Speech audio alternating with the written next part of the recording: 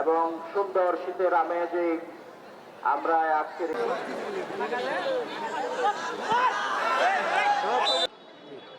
17 বছর পর আমাদের চট্টলার মাঠ ঐতিহাসিক একটা মাঠ। এর মধ্যে 17 বছর আগে এই পর্যন্ত আমরা খেলাধুলা আমাদের লোকজন ঠিকমতো করতে পারে নাই। এখন বর্তমানে আমরা দেশ স্বাধীন করার পরে 17 বছর পরে আজকে আমাদের এলাকার সব ভাই বেড়াদার, ছোট ভাই, আত্মীয় স্বজন, ভাই ভাতিজা নিয়ে, মহবুবদের নিয়ে, ফতুল্লা থানার অগণিত লোকজন নিয়ে আমরা বিশাল একটা আয়োজন খেলার অনুষ্ঠান করেছি। আপনাদের সবার কাছে আমরা দোয়া চাই এবং আমাদের এমপি সাহেব গিয়াসউদ্দিন সাহেবের নেতৃত্বে আমরা এলাকার সব লোকজন আছি, ইনশাআল্লাহ সবসময় থাকবো। এবং এই বলে আমরা 17 বছরের বিএনপির যে আন্দোলনের ফলে আমরা আমাদের দেশকে স্বাধীন এবং দ্বিতীয়বার স্বাধীন। প্রান্ত স্পোর্টিং ক্লাব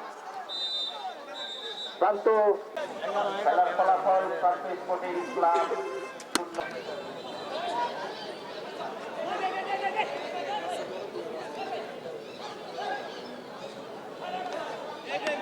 বল প্রান্ত স্পোর্টিং এর অনুকূলে চমৎকার খেলা পরিশোধ করার জন্য, অপরদিকে খুব আয়েসি সুন্দর কাটিয়েছিলেন কিন্তু শেষ রক্ষা হলো না, বল মাঠের বাইরে।